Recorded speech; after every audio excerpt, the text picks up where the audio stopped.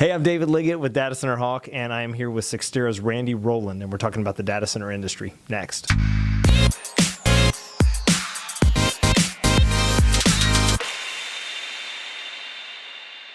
Randy, very excited that you're here in rainy Dallas today. Yes, thank you for having me. Yeah, you bet. Thanks for being here. And I think this is a really interesting time for Cyxtera and what you all are doing. And y'all have had some, announcements. But before we get started, you have a long history in the data center industry, and give us an overview of that and how you've seen the market change over the last 15 or 20 years. My background's been in the data center industry the whole time. Yeah. I started right out of college as an IT engineer. My first project was to deploy infrastructure into a company's internal data center.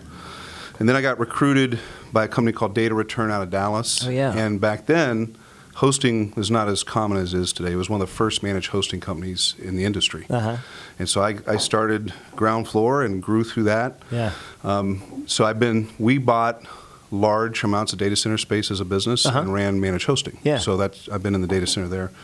Terramark acquired Data Return back in 2007. And Terramark is a large builder and operator of large-scale data centers, United States, Europe, and Latin America.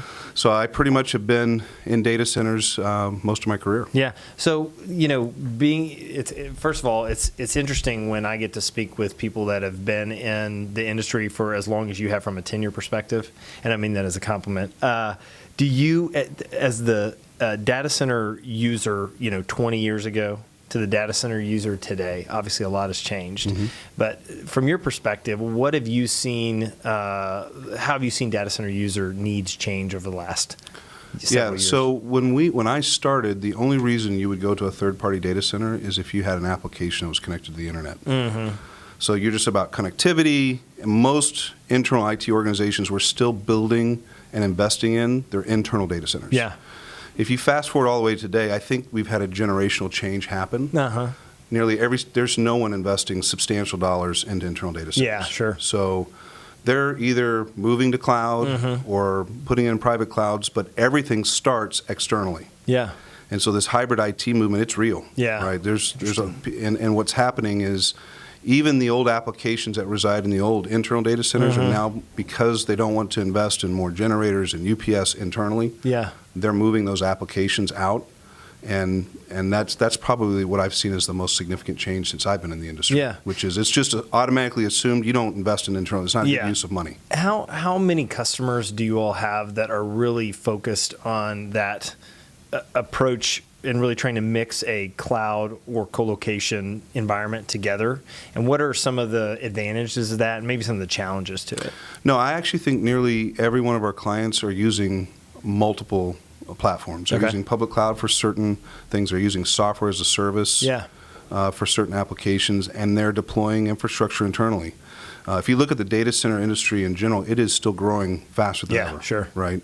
And not all of that is public cloud. There's a lot of infrastructure being deployed within internal data centers. So I think it's the predominant way that people deploy data centers is in a hybrid method. And then even when you look at cloud service providers and software as a service vendors, they're still using external data centers. Yeah, Most of them are not building their own facilities, right? Some of them are, but most of the large-scale service providers, which turns out to be one of our largest customer segments. We have very large software companies, very large service providers, managed hosting companies. They're not interested in building facilities anymore. They just assume they're going to take down a certain amount of space within the data center. And so I think that's the primary way companies are using infrastructure, is across all these different platforms. Yeah. So I guess it was about a year ago that Cyxtera took over the CenturyLink business and announced the company and completed that acquisition. Talk about where you all are, and obviously now you're further along, and the Cyxtera name is out there, the brand is out there. What are you proud of that you all have been able to do over the last year? Well, it's actually May 1st was 2 days ago, so okay, we're 1 year and 2 days old. Oh, there it is. One. Okay, right. Very good. Yeah, I got to be honest with you. I'm very excited about the progress we've made in the last year. And to answer your question directly, when we launched the company, we had a goal to become the most innovative data center company in the world. and we've made huge strides. Yeah. Right.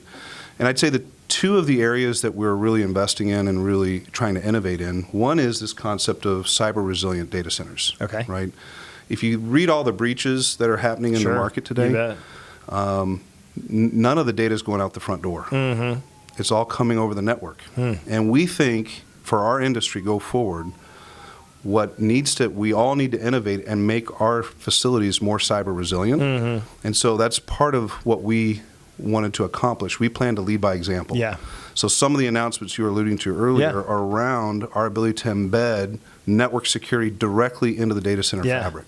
Interesting. So that's one thing we're excited about. The other thing is, we want to make it easier for our companies to deploy infrastructure, for our customers to deploy infrastructure within our facilities. Okay. And we've made a ton of innovations there, and that's also some of the other announcements we've made this year. Okay, and that reminds me. So I read a quote that you had, which I thought was really good, and I wrote it down. But so you said, we're used to point and click provisioning for everything from virtual machines in the cloud to SaaS solutions.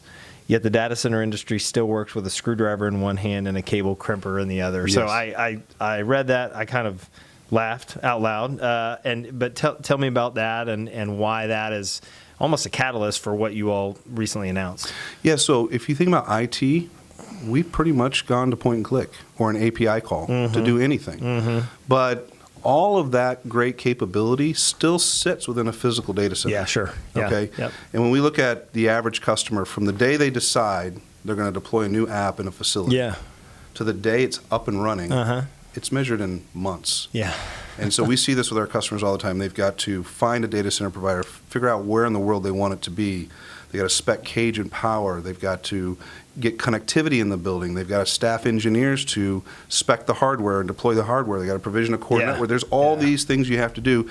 Then you buy the equipment. Yep. Then you install the cloud stack. Then you finally load the application. Yeah. And so that takes a long time. Sure. Right. And so what we want to do is create that point and click, on demand API call approach to consuming the facilities themselves. Right. And that's really what I was referring to, and we have innovated a way, and that's what we announced recently, where if you think about our customers today, 100% of our clients are bringing computing infrastructure into the data center. Yeah, sure. Okay, so if we can go and look at what are most of our customers buying, right, and right now what we see predominantly is this new hyperconverged infrastructure. Okay. That seems to be the fastest growing part of the market. If we can actually pre-populate the data center with what you were going to do anyway, and make it so that you could get that capacity on demand, you shorten that cycle from 6 months to literally a same business day. So that's really, and the reason is, I want to iterate, it's still a data center offering. Sure. And so it's easy to get confused with, well, that sounds like a cloud. Sure. It sounds like managed hosting. It's not that. Yep. It is, we're taking these large-scale facilities, giving you what you were going to put in there anyway, and making it on demand, and most importantly, give you the control that you wanted when you just started with the data center. Sure. So one of the things that our customers really focus on is, if they're trying to decide, am I going public cloud, am I going hosting, when they choose co-location, it's because they want to pick exactly what they want to deploy, and they want to deploy whatever they want. They want full control. They want anyone telling them what to do. And so we're going to be able to achieve that with this new CXD platform, which is allow you to get what you were going to get anyway, and you can do whatever you want to with it, and it's single tenant. Every piece of hardware only has one customer on it, so it's more secure. And I always say you can even take that, once you get that compute node, you can paint it pink. I don't care, because I'm not working on it. Right? It's just, it's available for you to build. It's like giving someone Legos. They can build whatever they want to in the data center, and we can do it all on demand. And how will that's great. And I do think that's where the market is headed. I mean, I think that's what users want, but the innovation that it takes to deliver that is, it's a challenge. It takes time to think through, not only from a logistics standpoint, but also from a security standpoint, how you do that well. How will customers access that? Is that through an online portal that they'll sign up with from a customer standpoint, or how will they access that? So we've been building a platform. It's basically software that combines our facilities with a new programmable network, and we're going to give our first version of the software will be APIs. Okay, cool. Right, we live in a cloud-first world. Why don't we bring APIs to the facilities? Right. That being said, not everybody's going to, the reason we want to start with APIs first is we believe long term, our customers will integrate their operational systems directly into our facilities. That's where we think it's headed. But we are also going to build a easy to use web console to add a portal like what you were asking with our own APIs. Okay. So everything that you see in that console, you'll be able to programmatically do through an API call if you choose to move down that path in the future. So that's the first version of the software is API only, and then very quickly we'll have a console available. Yeah, that's awesome. How are you seeing portability spend with users? You all obviously offer a number of different products. So how much are users wanting now to be able to, as their needs change, a company acquires another company, they want to utilize a different type of technology, whatever it might be, how are you able to serve them and so to give them the flexibility they need to continue to evolve with their environment? That's one advantages of having the large data center footprint we have. We have 57 data centers all around the world, and customers' business requirements may change. Instead of needing to be in Dallas, they may need to be in Denver, or they may need to be in London. So we have the flexibility to do that.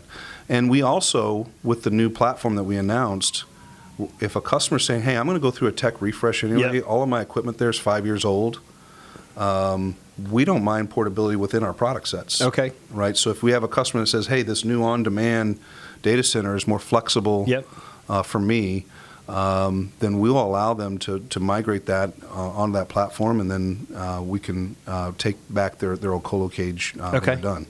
And what we're really actually seeing, though, so the on-demand data center, the CXT platform, you can get compute nodes that way, but we're augmenting that with traditional colocation. Interesting. So what we see our customers doing over time is doing both. Right? They get their on-demand capacities, but if they have some sort of specialized storage equipment, specialized network device, some security system, you'll still put that in traditional colo, and it's all be interconnected in a way, in a secure way.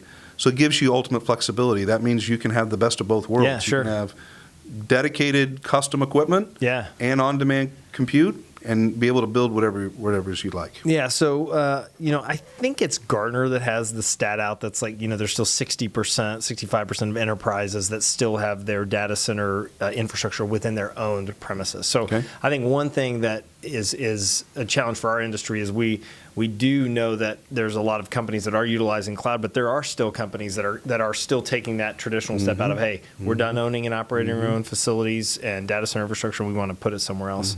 What are things that you have seen companies do well, so in the industry for a long time, as they migrate out of those environments into either third-party environments, into a cloud environment? What do they do well throughout that process? Yeah, so I think it depends on the environment. Sometimes you have these applications that get just so old they have to be replaced, right? But there's a lot of technologies, like we're partnering with Nutanix. Nutanix is a great, it's one of the hyper-converged infrastructure platforms that we're using as part of our platform.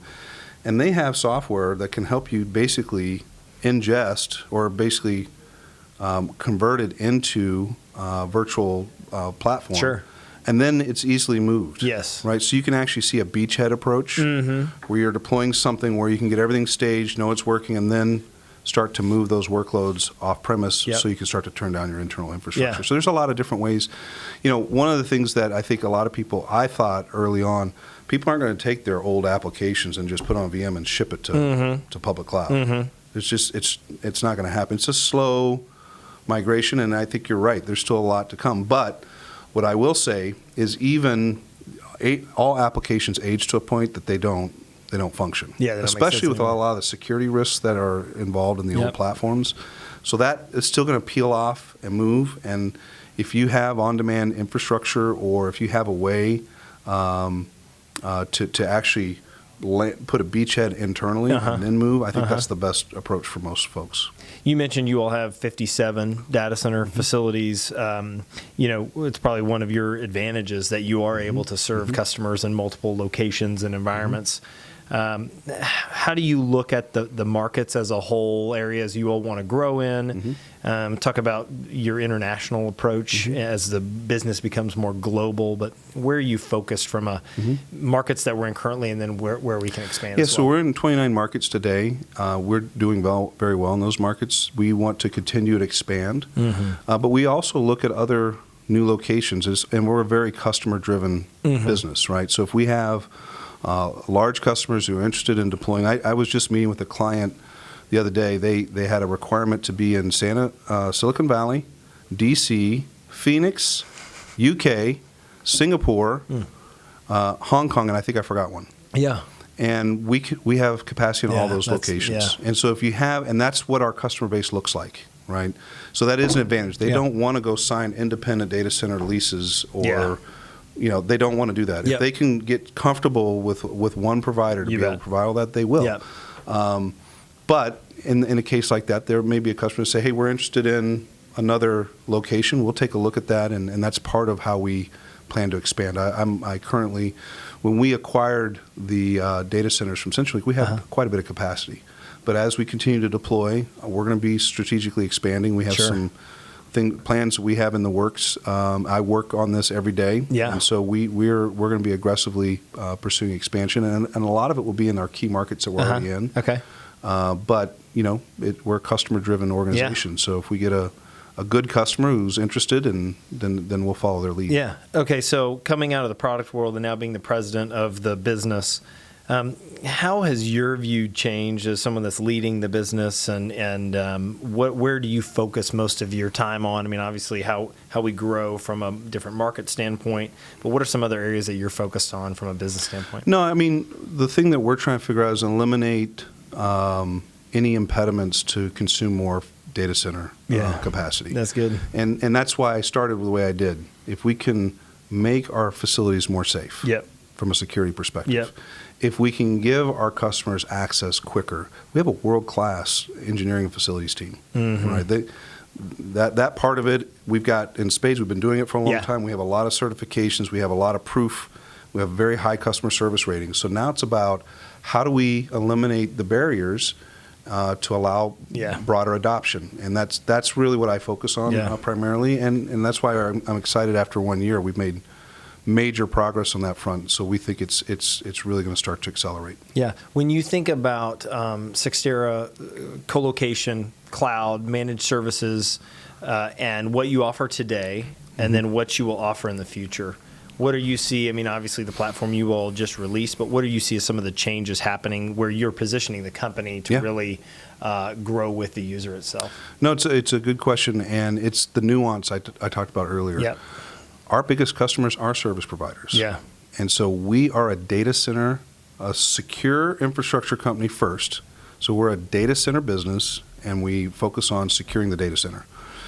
So what we want to do is enable our service providers. We are not interested in creating managed hosting. We're not interested in managed services. We're not interested in being a cloud provider. We're interested in building. So the two things service providers almost across the board don't like doing.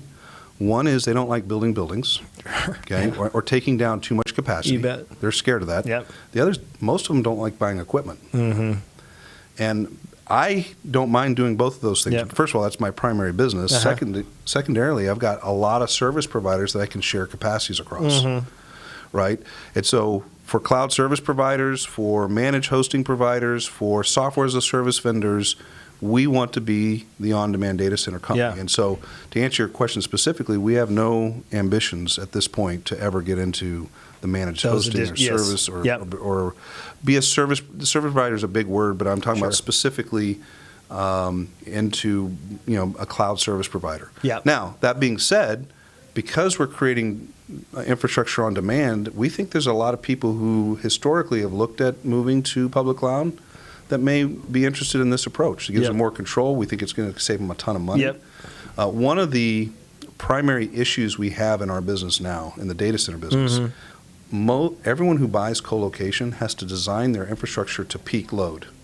Sure. And the reason is it takes weeks or months to add new capacity. Does that make sense? Yeah.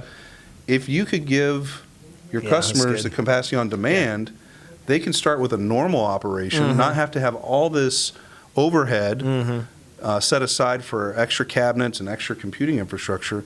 We think we can reduce the cost of operations dramatically. Because if you look at normal workloads versus peak is usually temporary. Yeah. And it's also, a lot of times people never get there. They're just afraid of it. Yeah. I think there's 20, 30, there's a lot of savings there. Yeah. if you can get your data center, and so this could make our customers who are cloud providers even more cloudy. Yes. Yeah. Right. It allows them to have the same flexibility, business flexibility. Plus the fact that I don't mind buying equipment. Now, we have some customers that want to buy equipment, and we're fine with that too, because we're a data center company. That's the only thing I'm trying to do is fill the data center. Yeah. So I've got flexibility on business. If I can help you by acquiring this equipment, making on demand, we can do that. If you want to buy the equipment and you still want there are ways for us to get there. Yeah. So that's going to be my primary focus. With the changes coming up that you're making, what industry verticals do you feel like Cyxtera best attracts? When you think about financial companies, cloud companies, healthcare companies, where do you? Got all of them. There's not really any major vertical that data centers cut across every industry now. Does that make sense? But we do see a lot of traction in the technology sector. We see a lot in financial, a lot in healthcare. The other thing that we as a business were very successful, the leadership team very successful in the past, is federal. Sure. So we are aggressively going to pursue that. We think there's a huge opportunity there. They need more secure infrastructure, and they need it on demand, and they need it in a way that's more cost effective.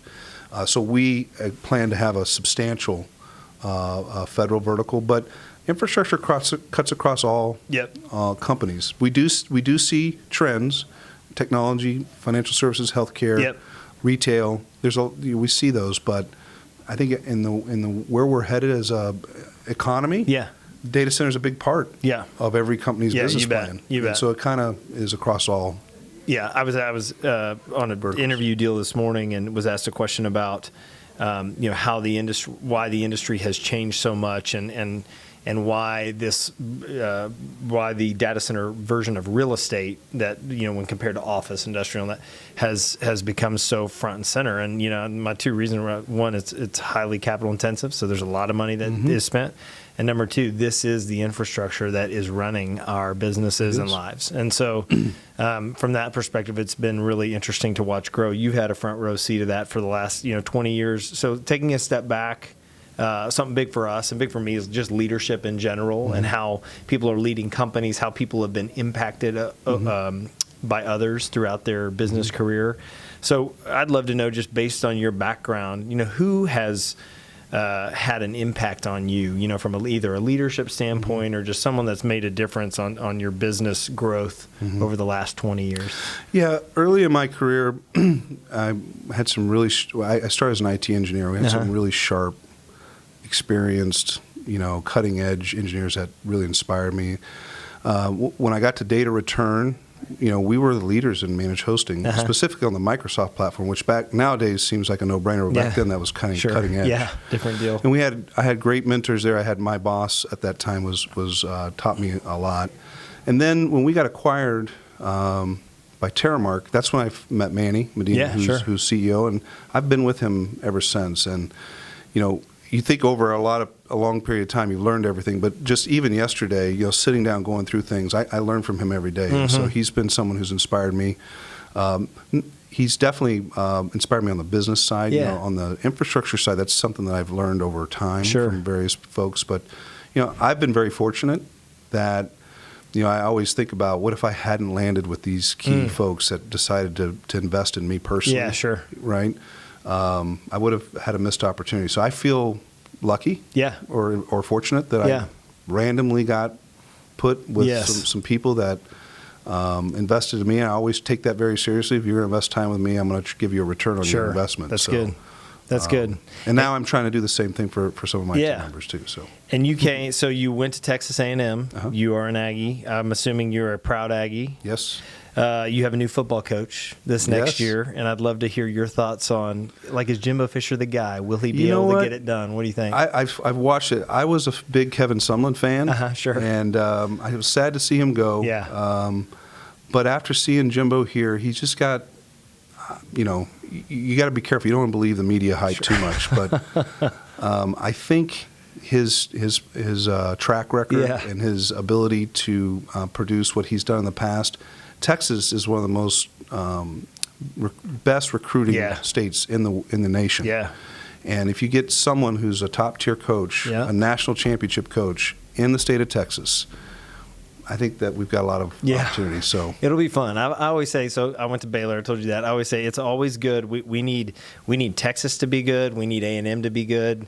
And that's good for other schools as well. So I'm always I'm hoping good things for them, and he seems like a good guy to get it done. I'm excited.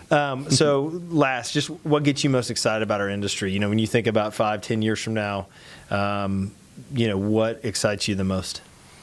Well, I know it's a big industry today. Yeah.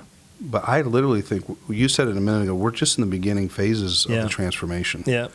I think we're in the first inning. Yeah. I think you fast forward 5 or 10 years, it'll boggle your mind how much has grown. I visited with a server vendor in Silicon Valley when I was there, and we were trying to get a pretty sized order in, and he goes, I'm sorry, but we've had some of these massive vendors come and buy so much equipment, they've consumed the entire channel of all network adapters of this certain type. And so it's just going, and I think, back to what we believe in, we have to address this security issue. Yeah. Right?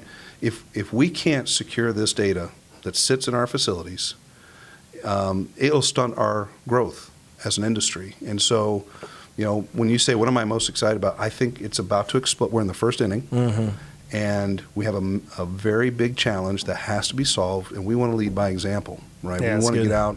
The more we can secure data and data breaches are lessened, the more entrepreneurs can leverage this on-demand infrastructure and build all kinds of new capabilities that change our life. Think about how much your life's changed just with your new phone in the last 10 years. Yeah, it's night and day.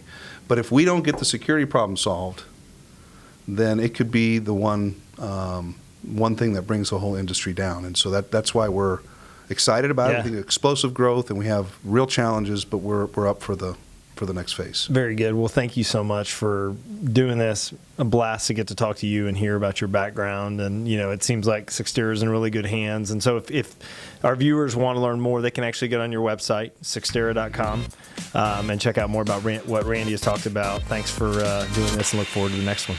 Very good. Thank you.